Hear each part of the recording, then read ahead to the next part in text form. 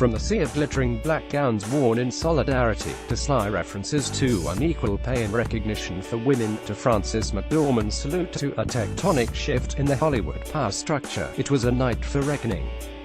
What president, a year after politics and the newly elected occupant of the White House dominated the conversation and tone of the Golden Globes, there was barely a mention of such things at Sunday's ceremony.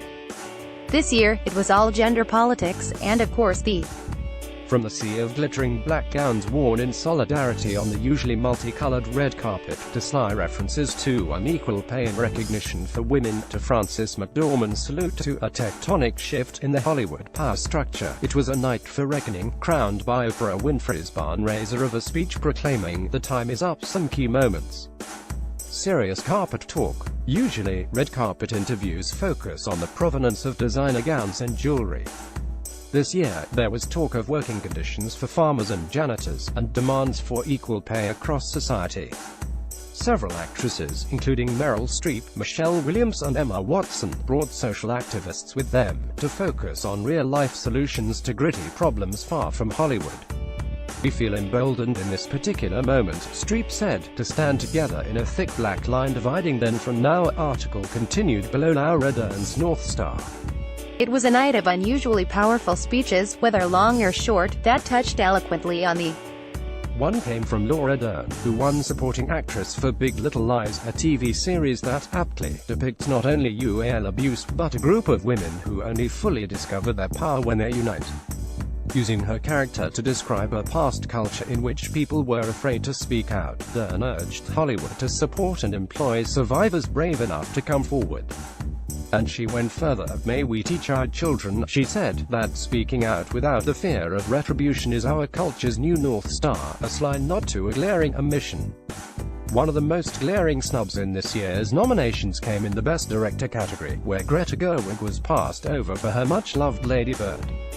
Natalie Portman, presenting the Director Prize, was not about to let that go unnoticed. "And here are the all-male nominees," she quipped, to knowing laughter. Guillermo del Toro won for The Shape of Water. Barbra Streisand also took a jab at the Globes, noting that she'd been the only woman to have won Best Director in 1984. "That was 34 years ago, folks. Time's up," she said. A tectonic shift. A big winner was Three Billboards Outside Ebbing, Missouri, in which Frances McDormand plays a mother taunting police to solve the murder of her daughter.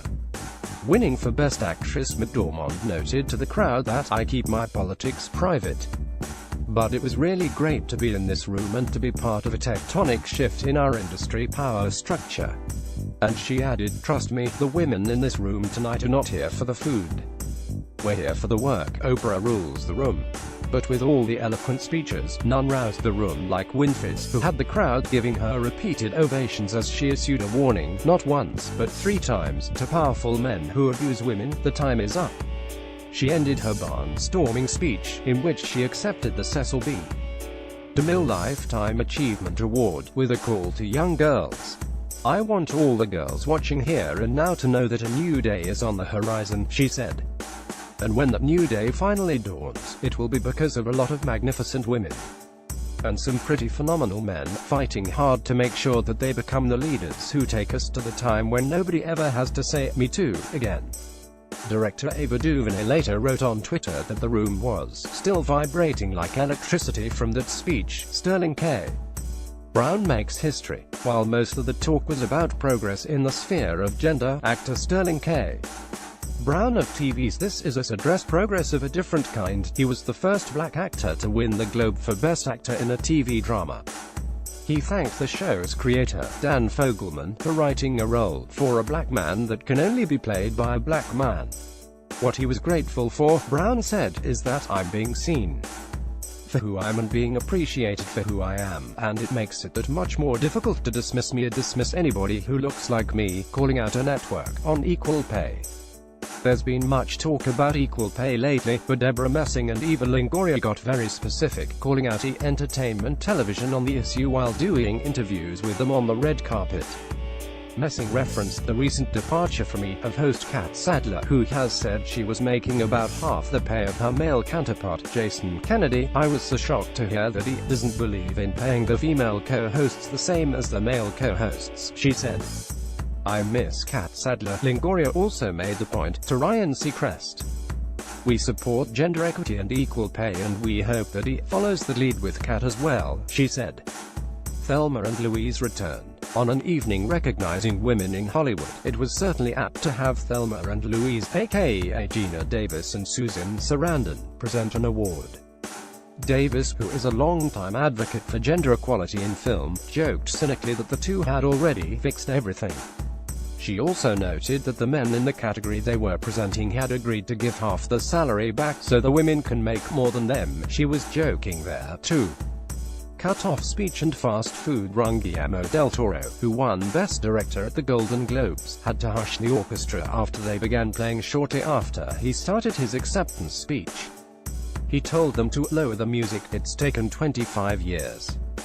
Give me a minute." He won for the Cold War-era fantasy The Shape of Water. The film stars Sally Hawkins as a mute cleaning lady who falls in love with an amphibious creature kept confined in a government lab. The emotional Mexican-born filmmaker's acceptance speech was an ode to his love affair with monsters. He thanked the film's cast, before continuing, "My monsters thank you." Del Toro later tweeted a photo of an In-N-Out drive-thru menu board with the caption, "After the Globes celebration, read more." Golden Globes painted black honoring